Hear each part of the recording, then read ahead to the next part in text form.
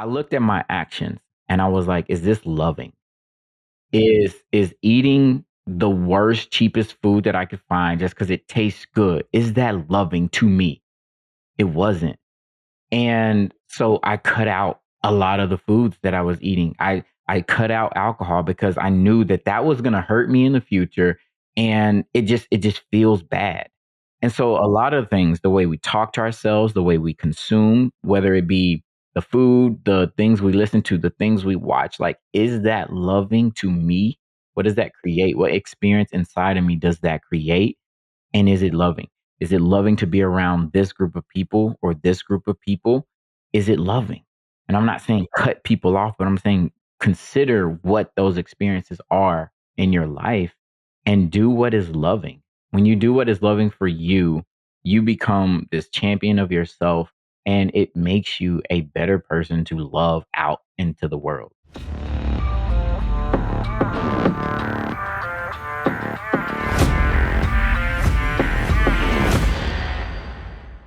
Hey everybody, welcome to the Going Beyond the Deal podcast. Today I have an old friend of mine, someone that I really look up to a lot, Mr. Reggie Ford, TEDx speaker, best-selling author of the book Perseverance Through Severe Dysfunction, motivational speaker, mental health leader, award-winning entrepreneur, and someone that actually responds to my texts when I reach out to him. How many years ago has it been now? Is it like probably almost 5 years ago, I want to say. I want to say about 5 years, maybe four, maybe right after COVID. But 2021, yeah, I think so. Yeah, 2021. So guests I've had on the podcast before, my executive mentor, Charles Scott, he runs the executive mentor workshop. It's a 6-week program. And that's where I met Reggie Ford. And I'm like, it's one of those things, right? When I talked to Reggie in the past, he's like, oh man, I was like looking up to you. And I'm like, what are you talking about, man? I was looking up to you. But, cut from the same cloth. We both we both like to see other people win just as much as we like to win ourselves. And I reached back out to you, Reggie, probably I want to say like last year, and I said, hey man, I don't know if you remember me. I've been cheering you on from the sidelines for so long. How the hell did you get so good at speaking? And I'm not going to tell you, I'm not going to tell the audience what you told me, but it was a bit of a hack, and I got better at it, Yeah. automatically. I don't even remember what I told you, but I'm glad it's helped. Oh no, it's helped a lot. It's helped a lot. So, today's episode, we're just going to get into it. Like how can we start working on some things, inside our minds to get, further ahead in life. But, the other big part of the story for me is, and something that I've always really thought very highly of you for, Reggie, is you had a very successful career and you chased your passion, and now you're winning in life by chasing that passion, which was super inspirational to me. And actually, whether you know this or not, it kind of helped give me a little bit of a push to do that myself. So I'm always forever grateful to you, Reggie. But thanks for joining us on the show today. Man, thank you for having me. It's an honor to hear the impact that I've had on your life and to know the impact that you've had on mine. It's no mistake that we are right here having this conversation and getting to share it with the world. So thank you. Yeah, it's my pleasure. It's my pleasure. So Reggie, just for, just so for the audience here, can you give us a little bit on kind of your background, and then, how did you get to kind of where you are now as a motivational speaker, keynote speaker now, speaking all over the place? Where did you come from, and how'd you get here? Where'd you grow up? Give us the background. Yeah, I think when I often mention my background, I say I have a background in finance and accounting. And I think that that will help shape some of the story as I progress. But I got into finance, accounting, wealth management, all to understand money because I grew up without any. Like we grew up in poverty. We grew up in Nashville, Tennessee. And I was surrounded by violence, both in the house, outside of the house, drugs, you name it. And there was a lot of chaos in my early years with my mom, who was just a baby when she had me. My mom and dad were teenagers when they had me. And so coming up in that world, it was a lot of trying to understand ways to be safe, even as an infant. Try to protect yourself, try to survive. And I think those ways in which I coped during that time helped me throughout my life. And so I became a really great student. I would sit there in silence and observe and had great pattern recognition because those things kept me safe. And that led to the football field, which was, well, basketball was probably my first love in terms of sport, but the football field was where I started to shine the most. And so I through this organization got this opportunity to go to a private school, which was night and day from the neighborhood, the school that I went to. And that exposed me to a lot of the world, a lot of different types of people, a lot of different types of mindsets and perspectives. And from there, became the first person in my family to graduate from high school and go to college. And then I went to Vanderbilt University, studied economics, finance, again, with this mindset of I didn't have any money. Money would solve all these issues that I've had in my life. And if I got it and understood it and took care of it, then those issues would go away. And I don't think that's where most of our conversation will be today because I had a realization later on in life where that wasn't the case. But that shaped a big part of my early upbringing and early career is trying to understand and solve that issue. So now it's funny that you said that, right? Because I always say with myself and a lot of people that know me, the two biggest monkeys that I always had on my back, right, were the way I saw myself in the mirror, so the way I looked visually, right? And then the second one was money, right? Those were the things that held me back the most in my life. And then once I unlocked the secret to both of those things, it's like, oh, well, it wasn't quite as important. And it's interesting to hear from you, someone that didn't grow up with money, then had all this great, progress and different things that happen to you, then to then get that money and become very successful at it. And then only to come to realize that it probably wasn't as important to you. Yeah, yeah. It's wild how that works. I mean, I think one of the things I've learned about money is that money only solves money problems. And the problems, while money can aid in helping other problems because money helps provide resources, money helps with access, money helps with different things like that. The root of a lot of those things aren't money related. And so it took really a lot of self reflection, looking in the mirror, understanding who I was on the inside, to really start to work through some of the issues that I was dealing with. Yeah. So let me ask you. I mean, what's really interesting to me is, and this has come up with myself in the past. So you graduate Vanderbilt, you get into the financial advisory, business. You become very successful in this business, right? Where the trajectory is only up from here. How do you go from that position where you finally have everything that you could ever want and then some, to then saying, no, this isn't enough for me? Like what happened in your head where was that turning point for you? Yeah, that's a story. So Go do it. Do I it. I want to hear the story. I had started a business, and any business owners, any entrepreneurs out there, like the first 6 months was like anxiety, brain never turning off because there's always some box to check, something to do, compliance, marketing, operations, fine, like all of it. But that was like I loved that. That was something that I thrived in checking those boxes. And then the accounts start rolling in, the things started looking good, and people were trusting me with millions of dollars, and it was surreal. And that came with a lot of recognition and awards, and uh, you know 30 under 30s and 40 under 40s and those type of things. And I remember I was literally responding to congratulatory messages on my phone, laying down with my dog, and I started to have this out of body experience, this anxiety attack where I kept whispering and talking loud, and then speeding in a tirade of words that I didn't even know. And it felt like every memory that I had ever thought in my mind was just trying to come out of my mouth at the same time. And it was like every volume of every station was turned up to the loudest capacity.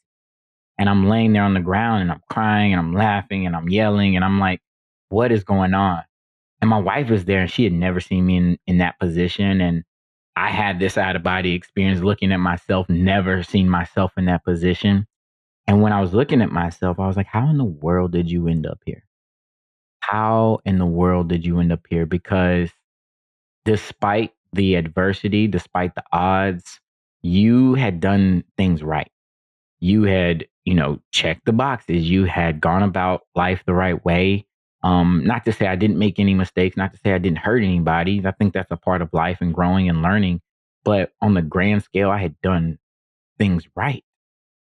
And yet I'm miserable. And So, I mean,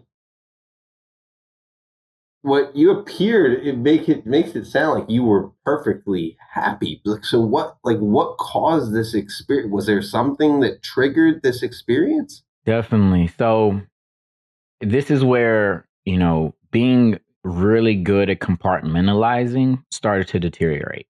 I'd been a phenomenal compartmentalizer my entire life. In fact, one of my college teammates, I played football while I was at Vandy, by the way, and one of my college teammates, after later reading my book or reading a manuscript to my book, he's like, "Man, I never realized this, but you had a proverbial PhD in masking emotions all your life. Like we didn't know any of this story about you." And but for me, I had loss, a lot of grief during that time. I had lost my mom, my dad, my grandma, my granddad. My grandma and granddad were the nurturers in my life. They were the true love givers and the godsends that I think helped me get to this point in my life. And I lost all of them in the course of a year to death and estrangement. And so I'm sitting there and, my coping mechanisms were to work.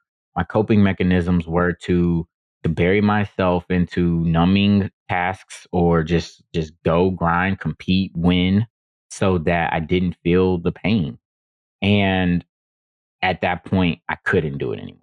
My waffle turned into spaghetti. It was just all mixed up. I couldn't put things in the compartments and it was all just like flooding and that brought up a lot of triggers from those relationships from the past, particularly with my parents. My dad wasn't around when I was growing up. He was in prison for most of my childhood. My mom was emotionally unavailable and at times abusive. And so it brought back so much of this little Reggie, this little boy who had needs that didn't get met. And I think, with a brain around the age of being fully developed, I was 28. My brain was developed and things had solidified in a way. And I could not cope in the same way that I had before. And that came off the back of not sleeping. That experience when I was on the floor came on the back of not sleeping for nearly a month. And it was just, Not sleeping. yeah. So, and it wasn't like because I was working, it was like my body could not go to bed. Like my body could not rest. So, I mean, you have all these great things going on in your life. You know, the your business is booming, like everything's going well, and then all of a sudden you just have this moment where you have this kind of out of body experience. Like, what caused this to even happen? Yeah. This reminds me that when we build our business plans and when we have goals for the future and all of that, like life is so much more complex than what we lay out, even in a very detailed business plan. And what I didn't account for during that was the personal turmoil that I would face. I had lost some very significant people in my life during that time. It started with my grandmother. She was dying of terminal cancer and eventually died of that. My grandfather passed away. My mom and dad, they were estranged in my life during that time after some very abusive and hurtful things that occurred during that period. And so, in the course of a year, I lost all four of them. And my grandparents have been they're over my shoulders right now. They're my angels. Like they had come in my life and were nurturing and loving and caring and show me what true unconditional love looked like. And my coping mechanisms were to work. I had become a workaholic. I had become the one to compete and win so that I didn't feel the pain. And I was really great at compartmentalizing a lot of parts of my life. In fact, one of one of my college teammates, when I played football at Vandy, one of my college teammates told me later after reading the manuscript to my book, he was like, "Man, you had a proverbial PhD in masking emotion long before we ever knew you." And I just got really good at putting these things in these boxes in a waffle, right? You got the different sections of a waffle. I was really good at putting those things, and what didn't fit in this one didn't bleed over into this one, and vice versa. But during that period of time, it was like that waffle turned into spaghetti and it was all mashed together. And so yeah, it was very difficult with the grief that I was dealing with and the triggers from some of those interactions that brought up periods of my past where there's this little Reggie who had an emotional unavailable mother and a father who was not present because he was in prison, and just the threats of the world around me who didn't have his needs met. And in that period of time, I really resented a lot. I resented everyone in that period. I'm not gonna lie. Like it was true resentment, and I felt very alone. And one of the stories that I have had in my life and told myself was that I am abandoned. And I think that parts of that are true, but in that moment, it truly felt that way. And so, yeah, I didn't plan for that. I didn't anticipate that with all the other things that could be going well in life. Because that's the funniest thing, right? I remember trying to have this conversation with my wife. I mean, I've been someone that has suffered through, you know, emotional abuse, physical abuse, depression, anxiety, catastrophizing, all these things in my life. And it's funny because the outside person looking at you are like, seriously, like you got everything going, right? And we get really good at, just doing this, and then all of a sudden we have this breakdown and people are like, whoa, whoa, whoa, whoa, whoa. That doesn't seem like the person that I know. But I mean, a lot of people are suffering and they get really good at compartmentalizing. As an actionable tip, I mean, I know we could spend the whole podcast talking about these things, but as very successful entrepreneurs, business owners, executives, people that are listening to this podcast, you know, is there something that you would recommend someone do on a regular basis to kind of check yourself so that you don't have this surprise thing happen that really kind of brings you down for a while, and maybe something that can help kind of just bring you back up, or put things into perspective? Any advice on that? Absolutely. So I have developed a framework called the vulnerability muscle, and the framework spells out an acronym MUSCLE. The M is to model behavior of vulnerability. But I think to answer your question, it's under the U. The U is understand yourself. And in understanding yourself, it's understanding your mental, emotional, physical sensations, right? That it starts with that. And I think mindfulness is a great tool in building awareness around, like, what am I physically feeling? Where are my thoughts naturally going? I'm not trying to control them. I'm not trying to do anything. I just want to be aware of where they're going. Because some of us will have, like, I just told you before we hopped on, I got back from a grief camp with kids this past weekend, and to hear how violent their language just is, without, and I know they're not aware of it at that time in life, but their language is violence and violence and violence. That's where their thought patterns are going. And it makes sense with what they've experienced in life at such a young age with the grief that they carry. But like, what are your natural thought patterns today? Like, where does it go when you sit there and think about what's going to happen an hour from now, a day from now, a year from now? Like, is it something positive? Is it something negative? Is it something violent? Is it something, figure that out, and I would say journal about that. I think that's one good way to help build the awareness. But then also the physical sensations that come up while you're doing that. Like, do you feel your heart beating rapidly? Are your hands starting to sweat? Does your head hurt? Does your stomach hurt? Does any part of your body feel discomfort? Right? Understanding that, and not just attributing it to old age or just attributing it to, that one time, or like really take stock of that and see where it goes. But then I think it takes an outside perspective to truly understand who we are. And what I wish I had done during that period of time, and what I recommend for everyone, whether you're going through a difficult period or having the best life ever, is to check in with someone regularly. I say a therapist, someone who's professionally trained to help you understand yourself, help you work through different things.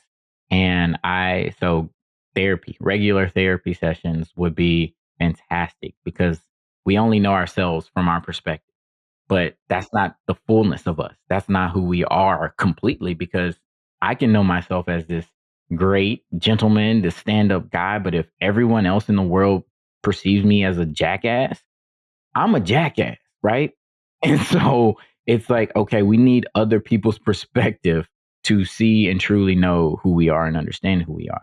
Yeah, that's amazing. That's amazing. That's very, very good. I'm big on journaling, daily journaling, and then every Monday, actually, before we got on our call today, I go back and kind of review my previous week as to where were the wins for my week, where are some things that I need to work on. And it's funny, right? Because the pattern starts to create, right? Like my pattern is just it's negative self-talk. It always is. That's one thing I've always, been horrible at, but that's something that I know I need to work on every day. That's something that's very, very important to me. So, so talk to me. I mean, you're Because I just heard something. You said you've been horrible at self-talk. You've been great at self-talk. So we can say the negative thing over here, but you still have been really good at the negative thing. yeah, yeah. You're good at things. This is true.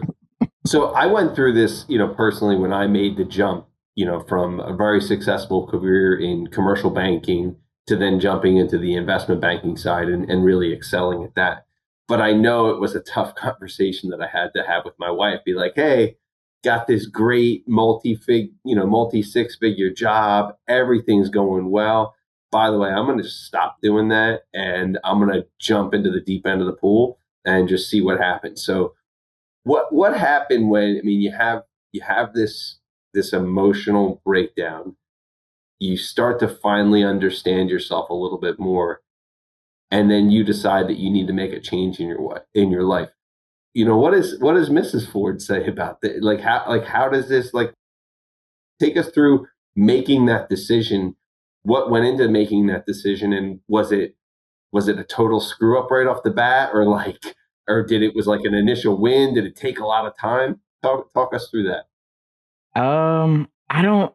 So I felt supported in it because I think, again, she had never seen me in that position, and to see me so hurt and so broken and so distraught during When that no when period of seeing you time. normally as Yeah. Oh yeah, the the guy. superhero. Yeah. Yeah, And even like stepping out into the world as the superhero, knowing what I was carrying, so I think seeing the pain that I had, she often was like, I want you to be happy. Like, do what you need to do to be happy. And if it means taking a step back from this or doing that, I want you to do that. And so it was an easier sell than it might have been otherwise.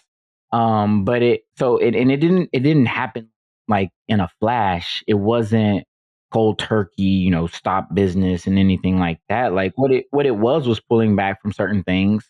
Uh, you know, being very selective around the clients and around prospecting and all of that, and really getting it down to a place where it fit within the life that I needed to for myself in order to heal during a period of time. And luckily, that breakdown happened in 2019. And so we had the world shut down in 2020 and 2021. And so I am so grateful for that time, right? Because I'm an introverted heart, and it gave me time to really go inward, to find people who could help me work through the things that I was dealing with. And when the world started to open back up, like I'm starting to feel some juice again. And so, uh, but during that, it was so it wasn't cold turkey, but I had a story to tell and I had words to get out. And in fact, when I first found out that my grandmother was diagnosed with terminal brain cancer, I started journaling because like it was big event after big event after big event happening. And I mean, it started with, okay, we have to have a surgery to remove these tumors from her brain. And then grandma just tried to overdose on her insulin. So her blood sugar's at 44 and we're rushing her to the hospital. To their family members pulling guns out on each other and threatening to kill each other. And it's just like boom, boom, boom. I'm like, I can't deal with this right now. On top of like, let me make this phone call to this prospective client and like, I need to simplify some things. And so, yeah, I started writing during that period of time. And at the time, just because I wanted it to be as easy as possible, I didn't know where I was going to be at any given time because I was caretaking for my grandmother. Um, which she didn't die, from attempted overdose, that overdose, but, I journaled in my phone. It was easy, it was there, it was on my hip, and I journal on my phone, and, they gave her a prognosis of 6 months, and she died, like, right at that time. And when she died, I copied all the journal entries from the time I started until her death, and it was about 60 pages on my computer. Like, I copied and pasted it on my computer, and it was about 60 pages.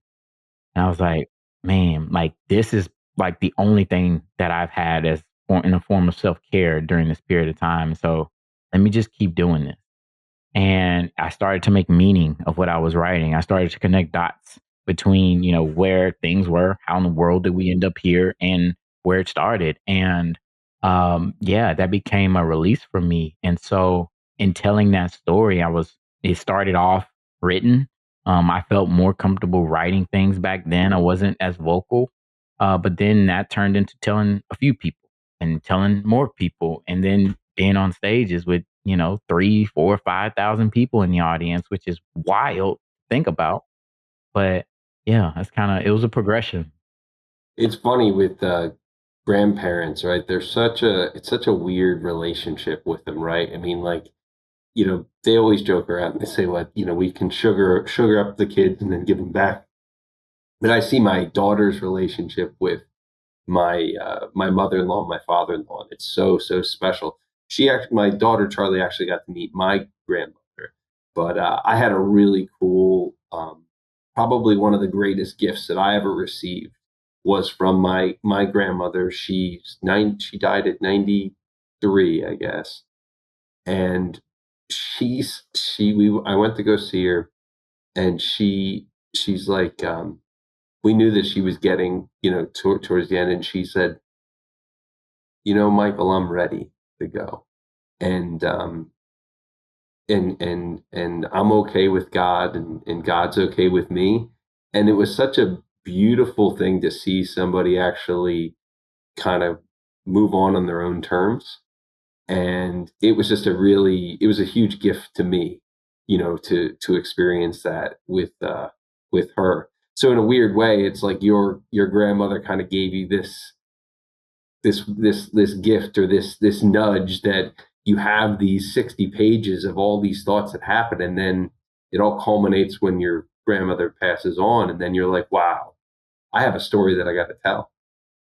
So you have the story to tell, and is that when you started to formulate the book, and then realize, what was kind of the next progression? Yeah. So in telling people just what I was experiencing on the day to day with all that ensued after my grandmother's diagnosis, I'd leave people dumbfounded, and just seeing the stares on their face, or the blank stares on their faces, or the resonance, like I connect with that part or this part or that part. And these are people from all walks of life. And it's like, man, I didn't think that this pain that I was experiencing would connect to anybody, right? I've been abandoned my whole life. I'm alone. I'm a lone wolf. But it does. It resonates because people are struggling, people are going through life, people are experiencing pain. And I started to realize like, okay, this I can alchemize this into something positive. And I think that's been one of the gifts that I've had my entire life, was to see pain and recognize pain, but turn it into something purposeful. And I started that's when I was like, okay, let's see what a book would look like. And so I color coded the sections of the journal and the stuff that I had written up to that point, around just different members of my family, because that's where that was the root of it. It was like these relationships. I started to color code the relationships, and I was like, I'm gonna write up to the color. And so I'm gonna go way back to March 25th, 1991, and I'm gonna write up to the color for each one of these people with things that I remember, with feelings that I had, with experiences that we shared. And then we'll make sense of it all after that and after that, it started with editors and close family members and confidants to read it. But yeah, it started with that. And I love how you said that. Like she gave me a gift. It was painful. It was painful during that time, but, it turned into a gift not only for me, but for many, many of my readers and people who follow me and listen to me. Yeah. So now, being a self-proclaimed introvert, talking about some really painful occurrences in your life. I mean, one thing for me that's always been hard, and I'm curious to see how you kind of got through this is, when you go through these kind of traumatic events in your life, it's not something that you're necessarily excited to talk about, like, oh yeah, this happened to me. And some people are like, oh, like that's pretty rough, right? Like, you know, how did a self-proclaimed introvert feel comfortable actually sharing some of these stories? I mean, were you ashamed? Were you embarrassed? Did you feel like, oh man, this family members, might not talk to me again? Like, how did you get through all that? That's a great question. That's a great question. And I think that I didn't jump out talking about it because of that exact reason. There was so much shame. And I carried shame throughout my entire life that I realized. That's what my teammate saw when he saw the PhD in masking emotion. It was, I don't want to tell you about my family. I don't want to tell you about my home life. I don't want to tell you about my past. And so I hadn't done that for a really long time. And getting into therapy and understanding more about myself and why I wasn't sharing those things, that helped me to really start to break that down. And so the vulnerability started to increase when my shame started to decrease. And my shame was around my story, but my story was a life lived. My story was that of a human. My story wasn't that of this poor little kid, Reggie Ford. It wasn't that. It was our collective story. We are humans who go through things. And you shared some things that, you've had pain in your past. And our pain, no two people's pain will look the same, but we experience pain. And so when I started to realize that, like, oh, like people need to hear of other people's stories so that they don't feel as alone in what they're going through, that helped me to drop some of the shame. And then to make the connection that the things that I couldn't share because mom, dad, or not dad, but mom, grandparents would say, we don't share that outside of the house. That was never connected to a positive experience. I could go out with my report card or straight A's and share that with the world, but I couldn't tell them that you beat. Hmm. I didn't like that. I didn't like that the negative things were the ones that we had to keep in the house, that we had to keep secrets around. And I felt that, there were going to be people whose feathers were ruffled. And I got permission from the folks that were named in my book. I got permission from them to use their name, to use the stories. For the folks who weren't, or who had pseudonyms, we don't have a relationship. And so, like, I remember I was sitting right next to my grandfather on his deathbed. Oh man. And he's like, your mom and dad gonna be mad at you when you release that book. And I looked at him and I was like, they're mad at me now. Nothing's gonna change. Right. If anything, they will read it from the perspective in which I delivered it, which is full of love, full of grace, and it will help things. But if their mindsets are where they are currently, then nothing will change. And so, yeah, it was a lot, and it's scary. It's hard to that. I think that's one of the biggest leaps is to uh tell something that you've carried shame around for 20, 30, 40, 50, however long, like years. That is one of the scariest things in the world, but it's one of the most liberating things as well. Absolutely, absolutely. I couldn't agree with it more. I mean, it's you've been very inspirational to me. I just finished the first draft of my own book, Let's and go. it's let's go. Yeah. And it's funny, like I said to my wife, I was just like, there's certain parts of my story that I feel very uncomfortable telling, but I know that I'll feel by getting more vulnerable. I know key word here with my man Flex that Reggie Ford. vulnerability muscle. Yeah, Yeah. let's go. But I mean, being vulnerable is what's gonna really set me free in all this. So, after writing the book, I mean, how has your relationships with any of those people? I mean, has there been some relationships that have improved since then?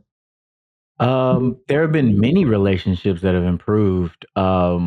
So, but not the ones that you're thinking. My relationships with my siblings has increased significantly.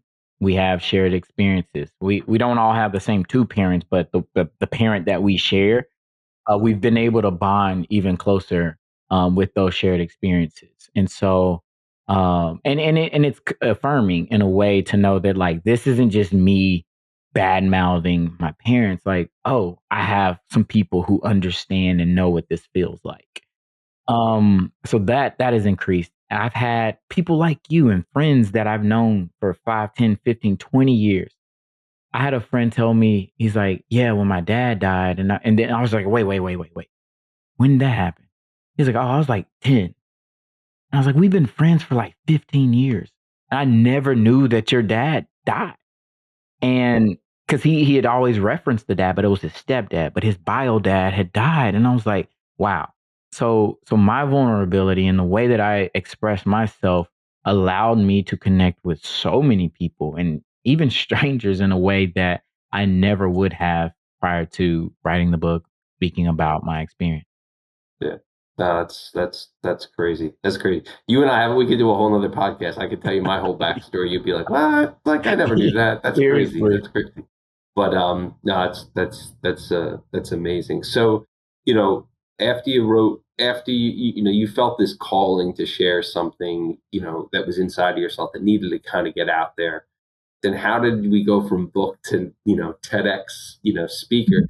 Now I'm going to tell everybody I reached out to Reggie cold. Like we hadn't talked in a while, always liking this stuff on LinkedIn. And I was just like, hey, can I just chat with you for a second? Like I really want to get better at speaking. And so I'll give the punchline. You're like, I took a Udemy course. It was like 10 Oh bucks. yeah. And then that was it. And it was like, oh, that's the whole framework. And I was Mic like, oh, drop. dude, mic drop. It's all you needed. And Yeah. you know what? It was a great framework for me to really kind of start putting thoughts around the way that I speak. So no, super helpful. But so how did you go from, pages on the book to the big stage? Let's see. So in promoting, first shout out to that Udemy course, John Beatty. Um, I think at the time I spent $14 on that, and it's been the best return on investment I've ever made ever in my life. But I'm sorry. I got to say though, Charles Scott Executive Mentor Workshop. is is Come on, that's number one. fantastic, Yeah, fantastic because these relationships are built. yeah. Shout out to Charles Scott, the man. Yes.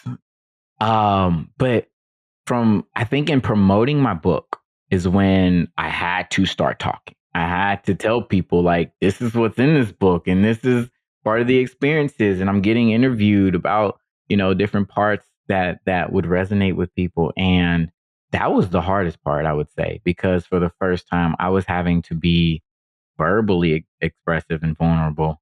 I was good with the pen. I was good behind, a pad and yeah, when I was promoting the book, that's when the speaking interest came. The demand started to come. Oh, can you come and speak at this event and this event in front of these kids, in front of these employees? And I was like, okay, maybe, yeah, I could do that. And that's when I went to Udemy. I was like, how do you do this?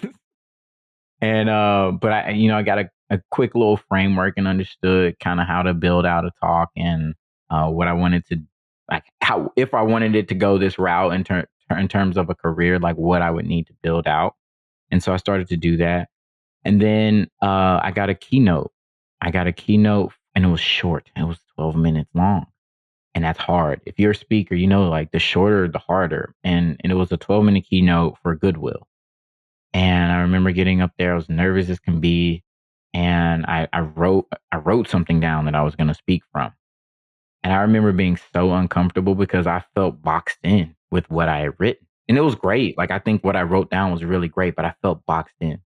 And I was like, I'm never doing that again. I can't do that. Like, I'm going to put down 3 to 5 bullet points.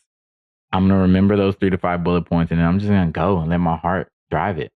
And so after that, the next year, I got a keynote for a large organization speaking to um, a group of association schools across the south of the country and parts of Mexico and Puerto Rico. And I spoke from the heart. I spoke my story, and I had a framework, and I had tangible takeaways, and even science and evidence based um, research. And so that opened it and expanded it, and before you knew it, like, I'm speaking. I'm a speaker.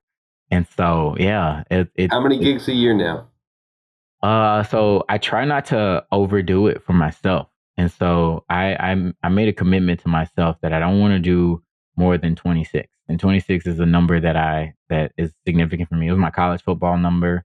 It held a lot of significance. One of my cousins died at 26 when I was a kid. And so, like, I just, like, it meant a lot. And so I try to hold it at that number, and then, I'll get pulled into, hey, this thing just quick. Like, I need you for like 5 minutes. Like, I'll get pulled into some of those things every now and then. And I mean, it's all about the heart and the service for other people and seeing the impact that it can have. And so I'll probably get closer to 40 when we really look at it. But I gotta take care of myself while I'm building that too. And so that's kind of how I like it. Got it. Got it. All right. Before I move into the next thing, I don't remember off the top of my head. Are you a dad yet?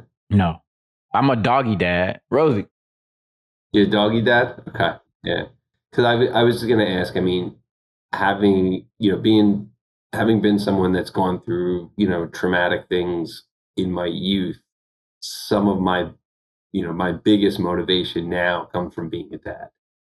And that's something that now, like, I'm always kind of looking at the way I act, the way I show up in life by the way of, like, how does my daughter see, like, the way I'm acting, the way I present myself, right? Because, you know, growing up in some hostile kind of situations, right? I'm definitely trying to look at it through the lens of her, which kind of helps me keep things on track. But you're gonna be a good dad someday, man. Wow. Wow. When you said that, there are a couple things, because I think it's always good to talk about the rationale. I've one of the reasons I got into therapy, aside from the apparent trauma, was to understand why I didn't want to be a dad. And that has been a journey of understanding, the way in which I was raised, and the feelings that I had, and not wanting to put that onto another human being, and not wanting to inadvertently expose them to the pains that I experienced as a child, as a person coming up. And so that has been a big part of it, and it's so deep. It's so ingrained into the very survival parts of my brain that even hearing you say that, and I mean, I hear it all the time, right? And I can know it in my prefrontal cortex, but in the parts of my brain that um are so fearful, it's so hard. It's so hard. And another thing that recently came up, because my brother, who's going off to college this year, so we're 15 years apart. Um, and my sister and I are 10 years apart. They've both applauded me for how I've shown up in their lives as the parent that they didn't have. And so while I don't have kids of my own, I look at them as they're siblings, but they're my first kids. When I was 10 and when I was 15, I had those 2, and I've been there to support them and see them grow up, and the same things, like, they're my motivation. Who I do it for, I look at them. I look at younger versions of me. I look at what could be. And so, um, yeah, thank you for that question because it helped me reflect on that. No problem, man. It's my pleasure. So let's get back into some real, some more like practical strategies. I mean, one thing that I always say to people is I don't think anybody really gives himself the space to really kind of reflect, contemplate kind of what's going on in their lives, what's next. We get so just kind of caught up in that daily monotonous routine. And then when it's like people are like, they say they're not happy with their life, it's like, well, okay, you're doing the same thing over and over and over again. I mean, that's like the definition of insanity, right? Um, my recommendation to people is always give yourself at least 90 minutes a week just to reflect and to think about what's going well, what's going wrong, where can you improve. We both know that mental well-being is a foundation for personal and professional success. Where's a good place to start for people? Even if you don't think you have anything, you think the world, everything is perfect for you, where's a good place to start for people? I think self inquiry is a great place. Um, and being real with yourself and not answering questions just off of the quick default mode, but getting deeper and So what are the asking the what second. are the questions you'd start with, you think? So I would say, usually when we are upset or frustrated, right? I think that's a great place to start. When we're upset, frustrated, angry, I would say, what am I feeling right now? What precipitated this feeling? And when I say feeling, I mean emotional feeling, but also physical sensation. So I want those to go hand in hand. And every time you hear feeling, because our bodies are wise and they tell us a lot about us. What am I feeling? What precipitated that feeling? What other times have I experienced this feeling? What happened during those periods? Um, what can I do with this feeling? And then a big one is where are my thoughts going around it? So like what I mean by that is if I felt disrespected, right? My thoughts are like, this person disrespected me. They didn't do this. They didn't show up to this. They didn't. So asking that, what is that thought? And then what else could be true? Like, what else could be true? And so it may be that somebody has disrespected you. It may be that this bad thing has happened to make you feel the frustration that you're feeling. But it also could be that person who just cut me off is running to the hospital to see their loved one. And I think when you start to answer questions about yourself and how you feel and how those feelings have felt in the past and what it creates in you from a thought pattern perspective, you really start to build a lot of empathy for not only yourself but for others around you. And so to know, like I say, like I see the little I have on my phone, like there's a little picture of me. Uh He's right there. Oh man. That's little me. I think about him when I'm answering those questions because he felt that at a period in time. Or maybe I don't feel anything right now because he was told not to feel it, right? That's something to learn from as well. And so I think that is a good place to start and doing that on a regular basis of just, what am I feeling? Why am I feeling it? When is the past time I felt? Can you give us maybe like, you work with a lot of, everything from kids to like really high performers. Could you give us maybe a real life example of something that comes up pretty frequently for people that might, help trigger for the listeners, like a place to kind of start and go to?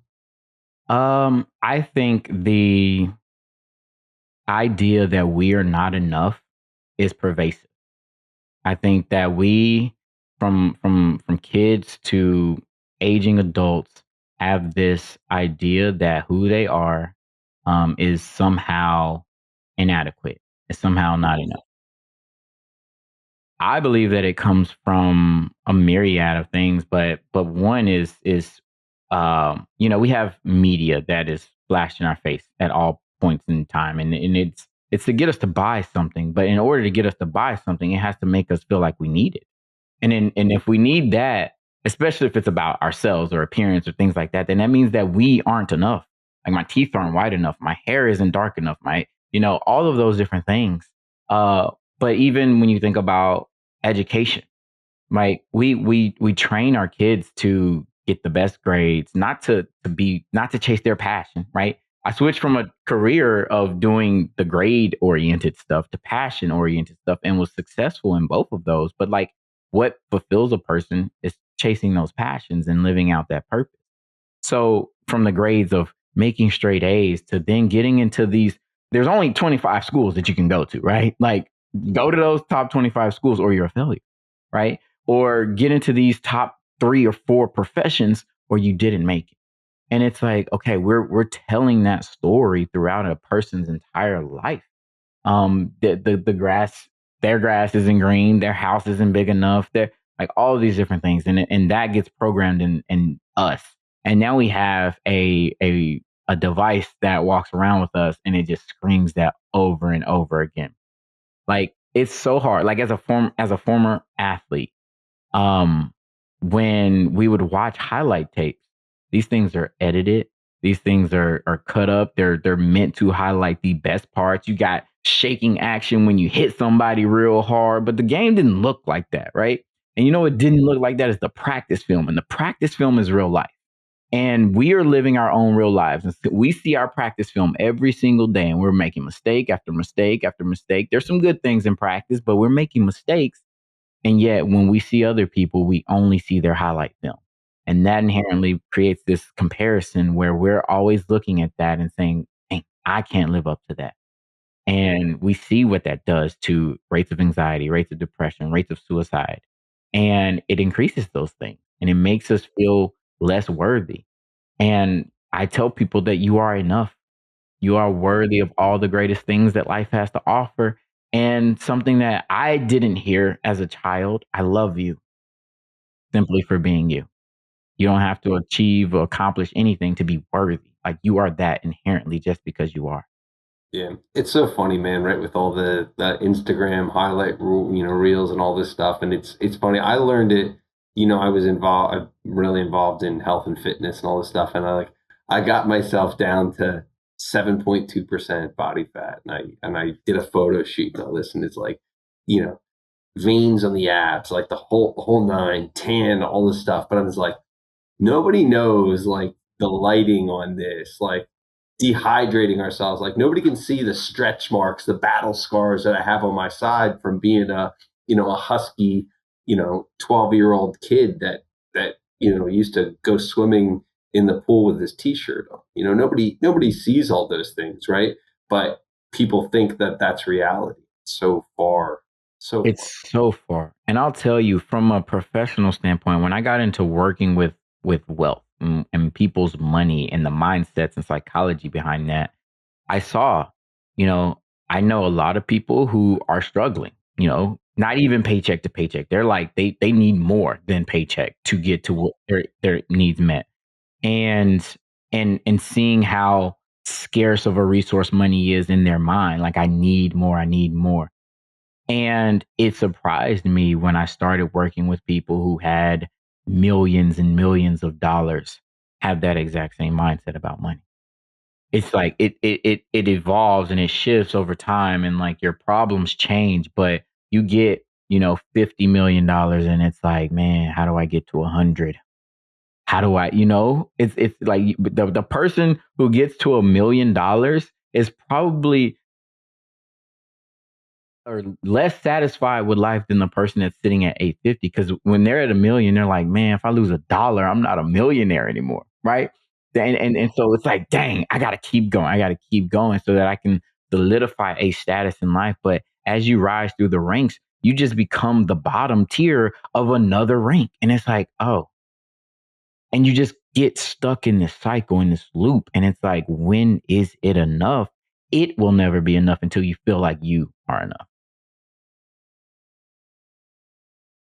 I think gratitude, I think we have to express gratitude, if not daily, finding at least a weekly practice of gratitude. And that can be a part of the journaling that you do. It could be a part of conversations that you have. But I think when we see the world from a place of gratitude, then we recognize that we do have enough. Like if you're listening to this right now, chances are you do have enough. There are problems in the world that exist, and those problems are real and valid. But from a when we look out macro scale, like you are enough and you have enough. But I think we have to reprogram how we talk to ourselves, right? And so I think there's a book called Positivity by Barbara Fredrickson, and Dr. Fredrickson talks about this positivity ratio of being about 3 to 1.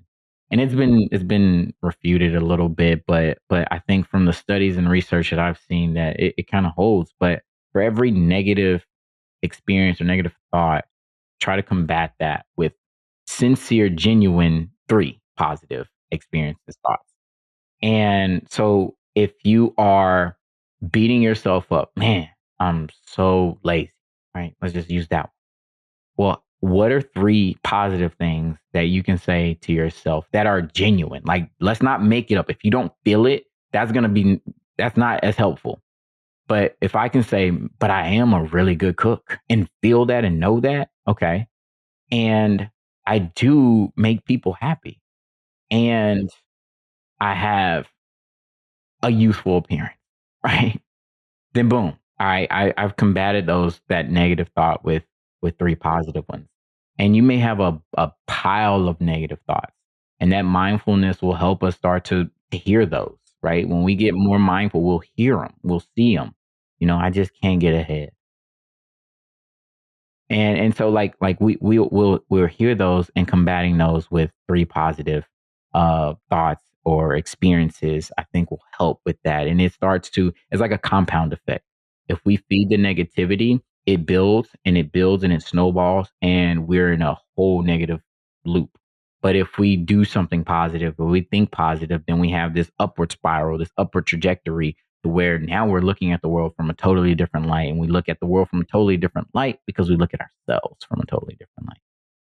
It's funny, I an attitude of gratitude. So, every day I write as part of my daily practice, something that I'm grateful for, and it changes. Sometimes it repeats, right? But the one thing that was a big game changer for me, and I might have shared this on the show before, so apologies to repeat myself, but it's worth repeating.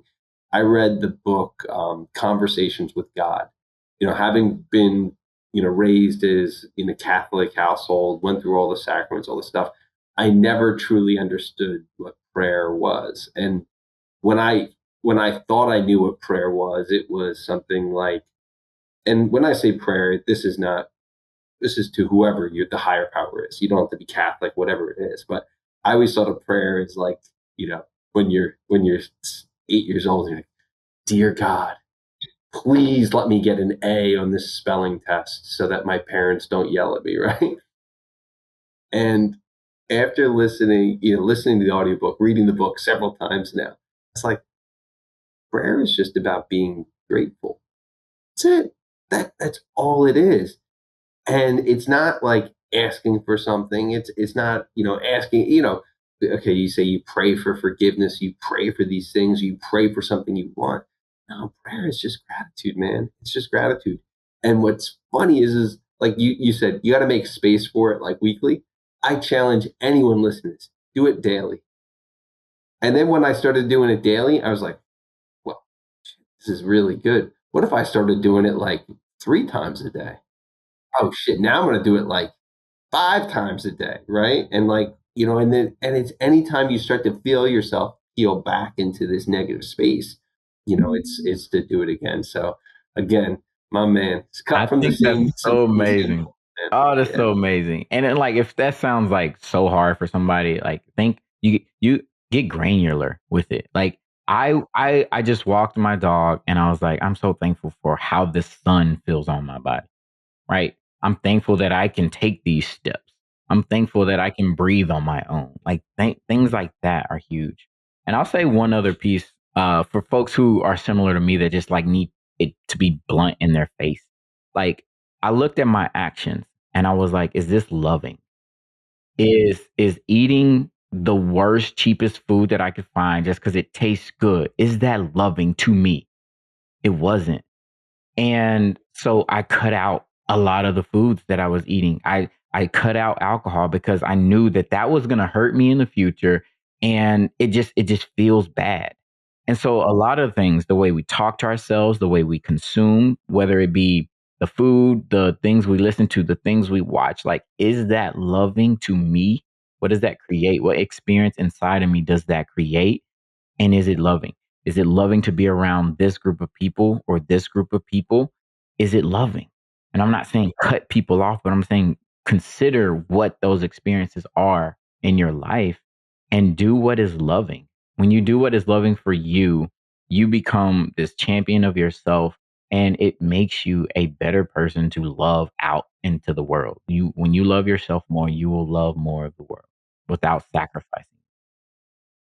No, it's amazing. It's amazing. It's funny, man. It's like you and I are just like so in sync with this stuff. So I know we're running a little bit long here. So, let's talk about what is next for you, Reggie. We gonna get another book? What do we get? What's going on, man?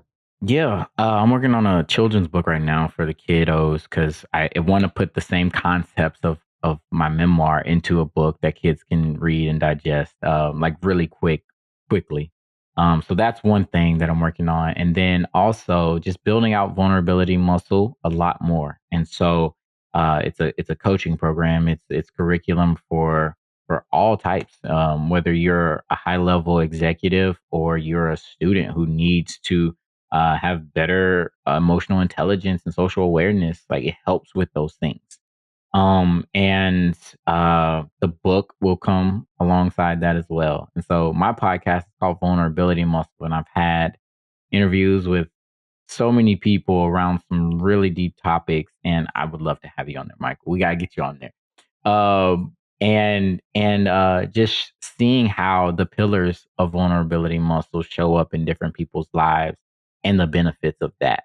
And so there's tons of research on how vulnerability helps us to build that self love, to build that empathy and awareness of others, and to live more happy and fulfilled lives. And so putting that into a format that is digestible for people, to redefine vulnerability as a strength, not a weakness, and to continue to spread love. Like I think that I was sent here to do that, and so I'm gonna continue to do that and try to harm fewer people and things along the journey. And so yeah, that's the plan. It's amazing, man. God bless you. This is awesome. So vulnerability muscle podcast, that's anywhere podcasts are Anywhere. available. Yes, Cool. anywhere. And so my website is Reggie D Ford. You can find all things there. And then on social, every social platform is at Reggie D Ford. Awesome. Awesome. Thank you for that. So I got to give you the $1 million question. I ask every single guest this question because I'd love to get a good answer. And I have a feeling this is going to be a really good answer coming from you. So when you look back on your journey, whether it be personally, professionally, what's one moment that felt really small at the time, but ended up changing the rest of your life? Getting out of bed. And Getting out of I bed? getting out of bed because I have this proclivity when things are rough, things are tough, to sit in darkness. And not forever, but again, those negative things compound on themselves. And so during that period of time where it was the worst for me, uh, the moments where I didn't get out of bed started to there were more and more days. But I think I challenged myself one time when I felt that coming up again. I was like, I'm just gonna be in bed the rest of this day. I was like, nah, let me just put my feet on the ground. And I put my feet on the ground. And I was like, well, I gotta pee now. And I used the bathroom. And I was like, let me go outside. And I went outside. And all those tiny actions, they're small. Like I put my feet on the ground and I went outside and I felt the sun and I took a walk and I was like, okay. I can do it. Right. The hard things in life, like they are going to be hard and they're going to come up. But if we can get the momentum to just like start pushing ourselves forward, then things turn around quicker than they would if we sit in misery.